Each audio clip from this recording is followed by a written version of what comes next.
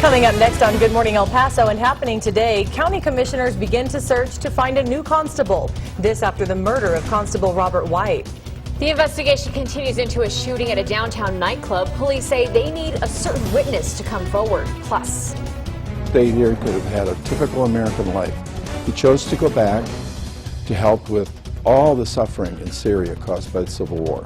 Friends and family today reacting to the news of the murder of Peter Kassig, the third American to be beheaded by the terror group ISIS. Live, where news comes first. From the Mesilla Valley and Las Cruces to El Paso and the borderland. This is ABC7's Good Morning El Paso.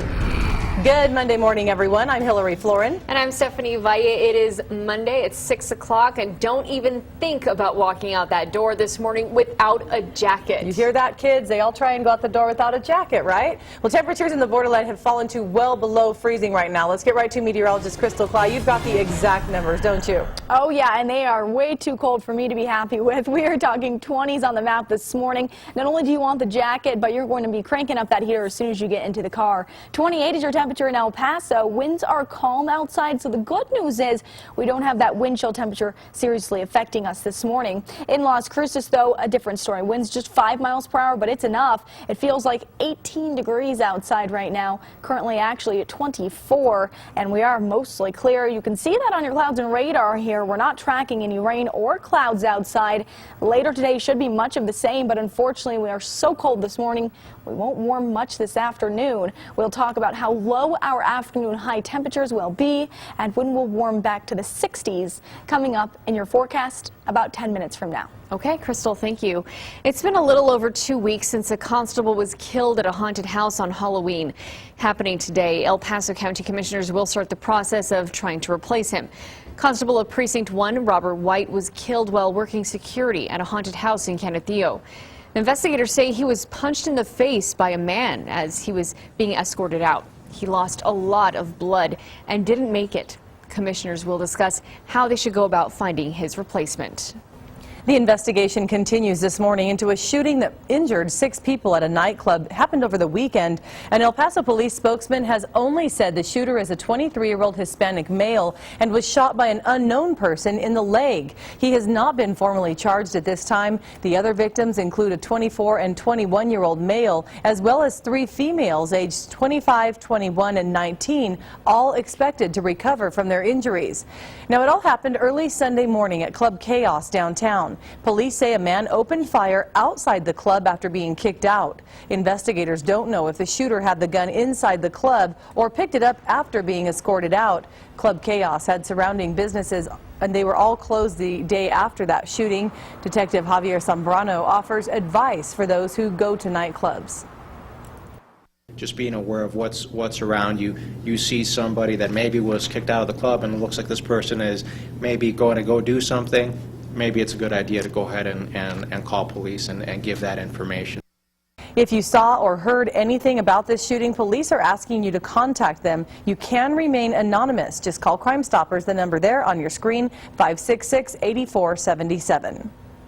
Open enrollment for Obamacare is now underway. We have video of the San Vicente Clinic, which was held to help those who were concerned about enrollment. Those who we spoke with say for the most part the process was fairly simple and didn't experience any technical difficulties. They tell us enrollment took about 20 to 30 minutes. The Affordable Care Act still has its share of critics, though. Some reference the high deductibles for some of the cheapest plans. Enrollment will continue until February 15th. Doctors say a surgeon who contracted Ebola in West Africa is in, quote, extremely critical condition. Dr. Martin Salia was diagnosed last week after working in Sierra Leone. He arrived in Omaha, Nebraska Saturday. The unit Salia is in has successfully treated 2 other Ebola patients this fall. Out of the 10 cases of Ebola that have been treated here in the U.S., all have recovered with the exception of Thomas Eric Duncan. El Paso Bishop Mark Seitz and local Catholics were out yesterday collecting money to help fight the spread of the Ebola virus. A special collection was taken up for the Catholic Relief Services. Seitz says the Catholic Church has a presence in West Africa, working to help the thousands affected by the virus. And later today, we expect to hear from the family of Peter Kassig, the third American beheaded by Islamic militants. His execution was announced by the self-proclaimed Islamic State in another chilling video over the weekend. ABC's Timon Bradley has the latest developing now. In that hospital, I was able to share a little bit of hope and comfort with some people. American aid worker Peter Kassig came to Syria to help. After he was captured last year, he converted to Islam, but ISIS showed him no mercy. The terror group released a gruesome video of the 26-year-old's execution. A masked man with a knife appears with Kassig's severed head at his feet. The man, claiming to be in the Syrian city of Dabiq, refers to Kassig as a former U.S. Army soldier. Seemingly taunting President Obama, the killer says, "And here we are, burying the first American crusader in Dabiq." Kassig's parents had pleaded with his captors to spare their son. "We implore those who are holding you to show mercy."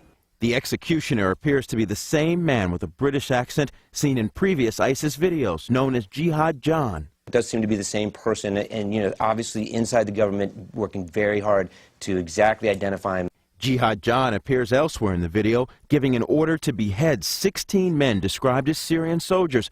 The executioner makes no effort to hide his location, with clearly obvious landmarks in the background. ISIS still holds another American hostage, a young female aid worker who they're also threatening to execute. Timon Bradley, ABC News, Washington. As the holidays rapidly approach, there's a lot to be thankful for. And people around the region are giving back now to those less fortunate. Here's ABC 7's El Paso reporter Andrew J. Polk right now. Good morning. Yeah, good morning, Hillary and Stephanie. Across the borderland, we're seeing plenty of efforts to bring holiday cheer and comfort to those that might not have it otherwise. Two big drives gave back over the weekend meant to help veterans and the less fortunate. Operation Hope handed out food to those in need, organized by Angel Gomez and volunteers for the 20th straight year. Thousands of pounds of food, and in particular turkeys, were given out, the last drive Gomez is holding before moving from town. And the Mountain View Neighborhood Association completed its operations helping veterans with jackets, coats, and blankets for homeless and low-income veterans. Maybe about 600 clothes, about 300 blankets, and we also got personal hygienes. This is our second one. So coming up in the next half hour, we'll hear more about the charity drives going on in our region, and a little later today we'll be covering yet another drive as Fort Bliss soldiers will be taking food collected by Providence Memorial Hospital to the Veterans Food Bank there at 10 a.m. Hillary and Stephanie? Okay. All right, thanks so much, Andrew. Let's take a live look at traffic. Looking over at I-10 and Ressler in West El Paso, you can see the traffic is starting to pick up just a bit over there as people are heading into town, getting ready for work or school this morning. The sun starting to come up slightly, the sky lightening at least a bit there. And, of course, we'll keep an eye on traffic for you throughout the morning. Well, just a couple of days after playing in the borderland, a popular punk band has canceled a concert after being involved in a deadly crash. The latest on the Dropkick Murphys and the crash that killed one. And for the first time in years, UTEP is bowl eligible. Why the last two games of the season are still crucial for the Miners. But first, meteorologist Crystal Clyde has your complete forecast. Crystal. It is cold out there to start your day, and we won't warm much this afternoon. We'll talk temperatures. We'll also talk if we'll see any more rain like we did yesterday. It's up after your break. Thanks, Crystal. This is ABC 7, where news comes first.